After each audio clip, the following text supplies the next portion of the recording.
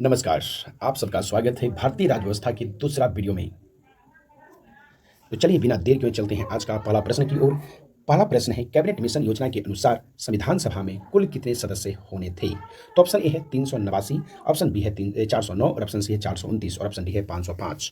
तो ऑप्शन ए हो जाएंगे 389 और यह प्रश्न एसएससी सीजीएल 2002 का पूछा गया प्रश्न है। अगला प्रश्न है, सन 1936 में भारतीय राष्ट्रीय कांग्रेस द्वारा संविधान सभा के गठन की मांग कहां पर हुए अधिवेशन में रखी गई? तो ऑप्शन ए है Mumbai, option B Faizpur, option C Lahore और ऑप्शन डी है कानपुर। तो ऑप्शन बी फैजपुर और यह प्रश्न यूपीपीसीएस 2012 का पूछा गया प्रश्न है। अगला प्रश्न है, संविधान पांडुलेखन समिति का निम्न में से कौन सदस्य नहीं था? तो ऑप्शन ए है K M Munshi, option B है के अय्यर, ऑप्शन सी है जवाहरलाल नेहरू और ऑप्शन डी है मोहम्मद सादुल्लाह। तो ऑप्शन सी जवाहरलाल नेहरू और यह प्रश्न एसएससी स्टेनोग्राफर परीक्षा 2011 का पूछा गया प्रश्न है। अगला प्रश्न है, प्रस्तावित मूल संविधान में कुल सदस्यों का विभाजन किस प्रकार होना सुनिश्चित था? तो ऑप्शन ए है ब्रिटिश प्रांतों की 292 प्रतिनिधि, ऑप्शन बी देशी रियासतों के 93 प्रतिनिधि और ऑप्शन सी है मुख्य कमिश्नरी क्षेत्र के 4 प्रतिनिधि और ऑप्शन डी है उपयुक्त सभी। तो ऑप्शन डी हो जाएंगे उपयुक्त सभी और यह प्रश्न एसएससी सीजीएल 2017 का पूछा गया प्रश्न है। अगला प्रश्न है, भारत का संविधान लागू हुआ था? तो ऑप्शन ए है 26 जनवरी 1950 और ऑप्शन बी है 26 जनवरी 1952, ऑप्शन सी है 15 अगस्त 1948 और ऑप्शन डी है 26 नवंबर 1949। तो ऑप्शन ए 26 जनवरी 1950 और यह प्रश्न एसएससी 2011 का पूछा गया प्रश्न है। अगला प्रश्न है, पुनर्गठन के फलस्वरूप वर्ष 1947 में संविधान सभा के सदस्यों की संख्या कितनी रह गई? तो ऑप्शन ए है 289, ऑप्शन बी है 299, ऑप्शन सी है 324 और ऑप्शन डी है 333। तो ऑप्शन बी 299 और यह प्रश्न एसएससी संयुक्त हायर सेकेंडरी 10+2 स्तरीय परीक्षा 2014 का पूछा गया प्रश्न है। अगला प्रश्न है, संविधान सभा में सभी निर्णय किस आधार पर लिए गए? तो ऑप्शन ए बहुमत, ऑप्शन बी सर्वसम्मति और ऑप्शन सी सम्मति और समायोजना और ऑप्शन डी है एकता और अखंडता। और यह प्रश्न एसएससी सीजीएल 2016 का पूछा गया प्रश्न है। तो ऑप्शन सी हो जाएंगे सम्मति और समायोजना। अगला प्रश्न है, भारतीय संविधान सभा में महिला सदस्यों की कुल संख्या कितनी थी? तो option A 10, option B 12, option C 13, option D 15। तो ऑप्शन डी हो जाएंगे 15 और यह प्रश्न बीपीएससी 2013 का पूछा गया प्रश्न है। अगला प्रश्न है, संविधान सभा के उद्घाटन अधिवेशन की अध्यक्षता किसने की थी? तो option A Sachchidanand Sinha, option B R Ambedkar, option C Rajagopalachari और ऑप्शन डी है जवाहरलाल नेहरू। तो ऑप्शन हो जाएंगे ए सच्चिदानंद सिन्हा और यह प्रश्न एसएससी संयुक्त स्नातक स्तरीय टीआर-1 परीक्षा 2014 का पूछा गया प्रश्न है। अगला प्रश्न है, संविधान सभा के अस्थायी अध्यक्ष कौन थे? तो ऑप्शन ए है doctor Rajendra Prasad, option B है सच्चिदानंद सिन्हा और ऑप्शन सी है के.एम. मुंशी और ऑप्शन डी है बी.आर. अम्बेडकर और यह प्रश्न एसएससी सीएचएसएल 2016 का पूछा गया प्रश्न है। तो ऑप्शन बी हो जाएंगे सच्चिदानंद सिन्हा। अगला प्रश्न है, संविधान सभा के अस्थायी अध्यक्ष कौन थे? तो ऑप्शन ए है बी.एन. राव, ऑप्शन बी है बी.आर. अम्बेडकर, ऑप्शन सी है डॉक्टर राजेंद्र प्रसाद और ऑप्शन डी है सच्चिदानंद सिन्हा। तो ऑप्शन सी हो जाएंगे डॉक्टर राजेंद्र प्रसाद और यह प्रश्न एसएससी एमटीएस 2019 का पूछा गया प्रश्न है। अगला प्रश्न है, 11 दिसंबर 1946 को किस संविधान सभा का अस्थायी अध्यक्ष चुना गया था? तो ऑप्शन ए है बी.आर. अम्बेडकर, ऑप्शन बी है के.एम. मुंशी और ऑप्शन सी है जवाहरलाल नेहरू और ऑप्शन डी है डॉक्टर राजेंद्र प्रसाद। तो ऑप्शन डी डॉक्टर राजेंद्र प्रसाद और यह प्रश्न एसएससी टैक्स एक्ट परीक्षा 2009 का पूछा गया प्रश्न है। अगला प्रश्न, संविधान सभा द्वारा अंतिम रूप से पारित संविधान में कुल कितने अनुच्छेद और अनुसूचियां थी? तो ऑप्शन ए 395 अनुच्छेद 8 अनुसूचियां, ऑप्शन बी 395 अनुच्छेद 10 अनुसूचियां, ऑप्शन सी 375 अनुच्छेद 7 अनुसूचियां और ऑप्शन डी है 387 अनुच्छेद 7 अनुसूचियां और यह प्रश्न आरआरबी एनटीपीसी 2016 का पूछा गया प्रश्न है। आंसर हो जाएंगे ए अनुच्छेद की संख्या 395 और अनुसूचिया की संख्या 8। अगला प्रश्न है, संविधान सभा के कितने उपस्थित सदस्यों ने संविधान पर हस्ताक्षर किए? ऑप्शन ए है 262, ऑप्शन बी है 284, ऑप्शन सी है 287 और ऑप्शन डी 289। तो ऑप्शन बी 284। अगला प्रश्न है, संपूर्ण भारतीय संविधान के निर्माण में संविधान सभा को कितना समय लगा? यानी संविधान बनने में कुल समय कितने दिन लगे थे? तो ऑप्शन ए है 2 वर्ष 11 माह 23 दिन, ऑप्शन बी है 2 वर्ष 7 माह 23 दिन, ऑप्शन सी है 2 वर्ष 11 माह 18 दिन और ऑप्शन डी है 2 वर्ष 11 माह 14 दिन। तो ऑप्शन सी 2 वर्ष 11 माह 18 दिन। तो ऑप्शन सी हो जाएंगे। यह प्रश्न एसएससी मल्टीटास्किंग परीक्षा 2014 का पूछा गया प्रश्न है। अगला प्रश्न है, भारतीय संविधान सभा के प्रथम दिन की अधिवेशन की अध्यक्षता किसने की थी? तो ऑप्शन ए है Rajendra Prasad, option B Jawaharlal Nehru, option C B R. Ambedkar, option D Sachchidananda Sinha. तो ऑप्शन डी सच्चिदानंद सिन्हा और यह प्रश्न आरआरबी एनटीपीसी 2016 का पूछा गया प्रश्न है। अगला प्रश्न है, भारत के संविधान का निर्माता किससे माना जाता है? तो option A B R. Ambedkar, option B Jawaharlal Nehru और ऑप्शन सी बी.एन. राव और ऑप्शन डी महात्मा गांधी। तो ऑप्शन ए बी.आर. अम्बेडकर और यह प्रश्न एनडीए 2014 का पूछा गया प्रश्न है। अगला प्रश्न है, पुनर्गठित संविधान सभा में विभिन्न प्रांतों के लिए कितने प्रतिनिधि थे? तो ऑप्शन ए 208, ऑप्शन बी है 229, ऑप्शन सी 249 और ऑप्शन डी 289। तो ऑप्शन बी 229 और यह प्रश्न एसएससी मल्टीटास्किंग परीक्षा 2013 का पूछा गया प्रश्न है। अगला प्रश्न है, संविधान सभा में किस प्रांत का प्रतिनिधित्व सबसे अधिक था? तो option A Chennai, option B Mumbai, option C संयुक्त प्रांत और ऑप्शन डी बंगाल। तो ऑप्शन सी संयुक्त प्रांत और यह प्रश्न आरआरबी एनटीपीसी 2016 का पूछा गया प्रश्न है।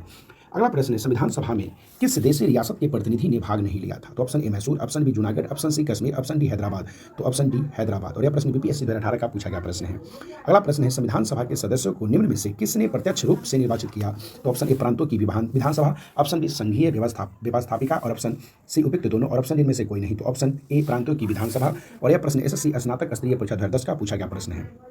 अगला प्रश्न है संविधान सभा पुनर्गठित में देशी रियासतों के लिए कितने प्रतिनिधि थे? तो option A 100, option B 70, option C 85 और ऑप्शन डी 65। तो ऑप्शन बी 70। और यह प्रश्न आरआरबी एनटीपीसी 2016 का पूछा गया प्रश्न है। अगला प्रश्न है मुस्लिम लीग ने किस कारण संविधान सभा का बहिष्कार किया? तो ऑप्शन ए मुस्लिम लीग के संविधान सभा का अध्यक्ष किसी मुस्लिम को बनाना चाहता था। ऑप्शन बी मुस्लिम लीग को संविधान सभा में उचित प्रतिनिधित्व नहीं मिला था। ऑप्शन सी मुस्लिम लीग के मुस्लिमों के लिए एक अलग संविधान सभा चाहता था। और ऑप्शन डी उपयुक्त सभी।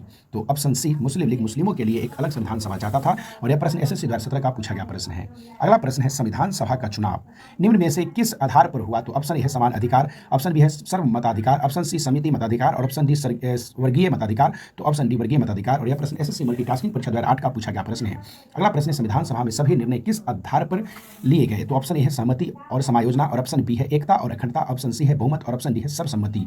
तो ऑप्शन ए सहमति और समायोजन यानी समायोजना। तो यह प्रश्न एसएससी सीजीएल 2018 का पूछा गया प्रश्न है। अगला प्रश्न संविधान सभा में उद्देश्य प्रस्ताव किसने प्रस्तुत किया? तो option A doctor B R Ambedkar, option B है Jawaharlal Nehru, option C Acharya JP Kripalani और ऑप्शन डी है सत्यानंद सिन्हा।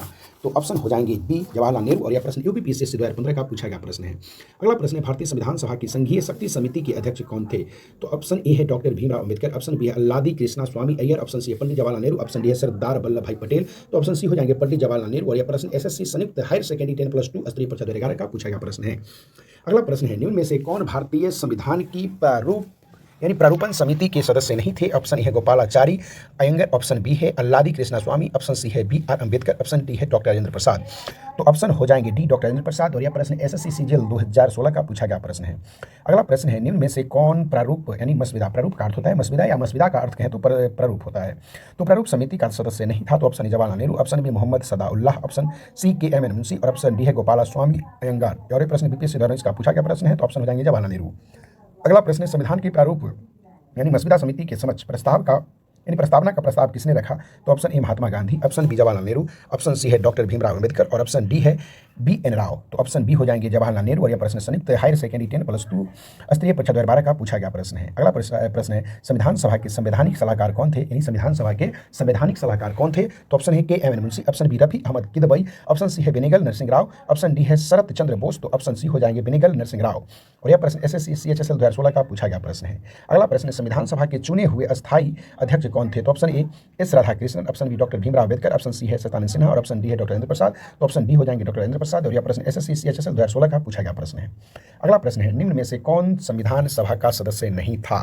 यानी संविधान सभा का सदस्य कौन नहीं था? तो ऑप्शन ए है H Beg, option B T Krishnamachari और ऑप्शन सी है K M Munshi, option D है एन गोपाला स्वामी अयंगार। तो ऑप्शन हो जाएंगे ए एच बेग। और यह प्रश्न यूपीपीएससी 2014 का पूछा गया प्रश्न है।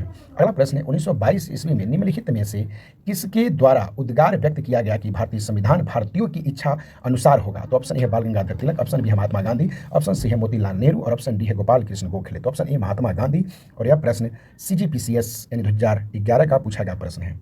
अगला प्रश्न है और आज के लिए लास्ट, संविधान सभा के प्रारूप यानी मसविदा समिति की नियुक्ति कब की गई? यानी प्रारूप समिति यानी मसविदा समिति की नियुक्ति कब की गई? तो ऑप्शन ए है 29 अप्रैल 1947, ऑप्शन बी है 11 जून 1947, ऑप्शन सी है 29 अगस्त 1947, ऑप्शन डी है 16 दिसंबर 1947। और यह प्रश्न IAS प्री एग्जाम 1997 का पूछा गया प्रश्न है।